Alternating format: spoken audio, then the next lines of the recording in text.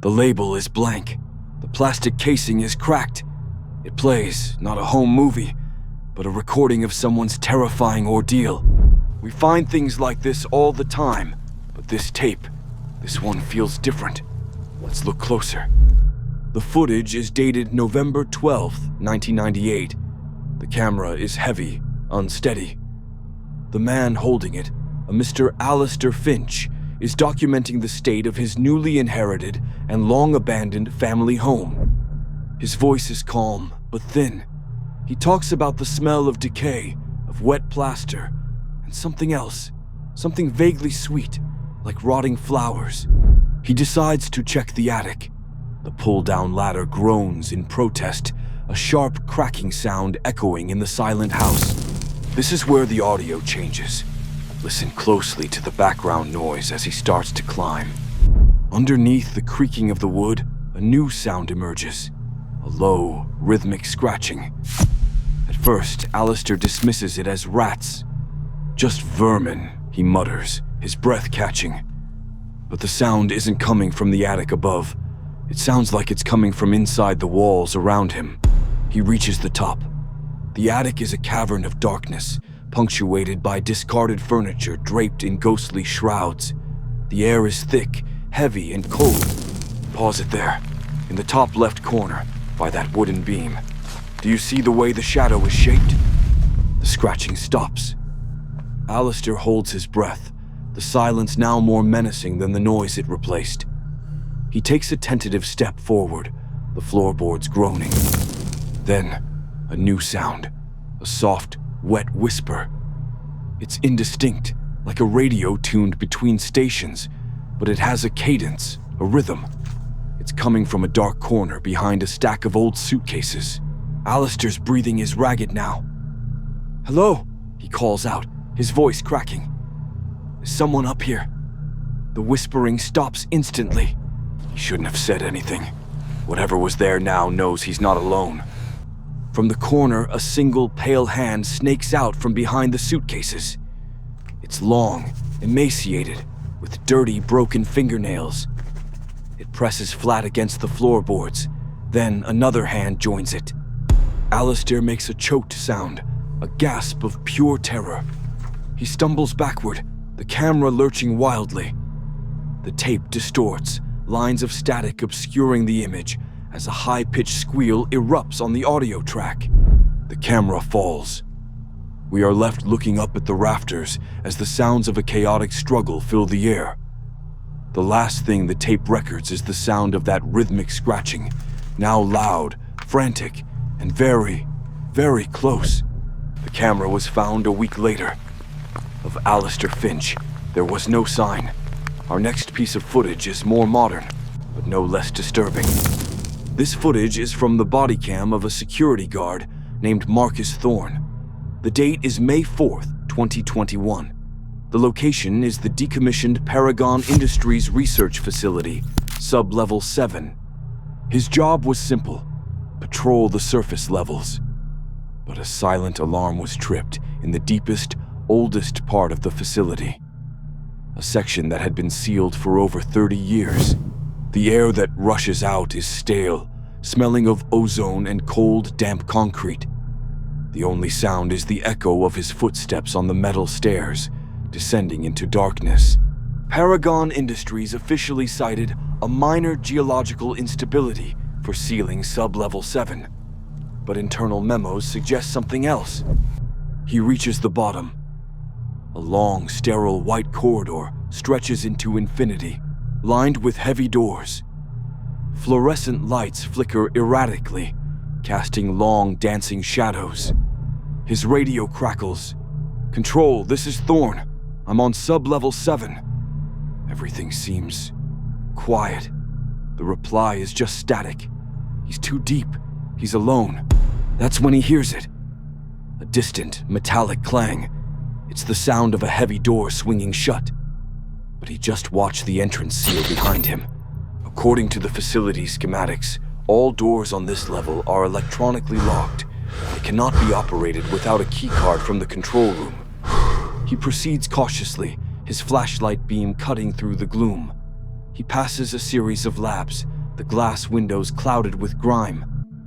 Inside, equipment lies overturned, as if left in a hurry. He stops at a door labeled Specimen Incubation. Unlike the others, this one is slightly ajar. A dark, viscous liquid pools on the floor beneath it. Against his better judgment, he pushes the door open. The room inside is a mess of shattered glass and twisted metal. In the center is a large, cylindrical containment chamber, cracked open like an egg. Whatever was inside that chamber is what tripped the alarm. It's been loose down here in the dark for 30 years. A sound from the hallway, a scraping, dragging noise. Marcus spins around, his breathing now frantic. He raises his flashlight, but the corridor is empty. He begins to back away, moving deeper into the lab. The scraping gets louder, closer. It's punctuated by a wet, clicking sound, like an insect's mandibles. A shadow falls across the doorway. It's long, impossibly thin, and bent at angles that defy anatomy. It doesn't move like a person. It twitches. Marcus screams and runs. The Bodycam footage becomes a chaotic blur of motion as he sprints through the back of the lab and into another corridor. The clicking and scraping sounds are right behind him. Forensic analysis of the last few frames shows something wrong. The light from his flashlight seems to bend around the figure. He reaches a dead end, a solid steel door. He turns, a whimper escaping his lips. The camera points forward as the creature emerges from the darkness. It's not one thing, but a collection of limbs and joints moving in a discordant symphony of terror. The camera falls, facing the ceiling. We hear a sudden, jarring impact, then silence. The Bodycam records for another 2 hours, capturing only the rhythmic clicking in the oppressive darkness. The final tape is perhaps the most unsettling. There are no monsters, no ghosts, just a man, a long road, and something that refuses to be left behind. This is dashcam footage from a truck driver, name unknown. He was on a cross-country haul, taking a remote shortcut through the desolate plains of Nevada. The time is 3:13 a.m. For 20 minutes, nothing happens. There is only the lonely drone of the engine and the crackle of a far-off radio station playing old, melancholic music. Then, at the very edge of the headlight's reach, a figure appears on the side of the road.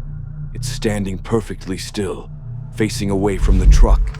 It's not a hitchhiker. There are no towns for 100 miles in either direction. Who would be standing out here? As the truck gets closer, the driver slows down.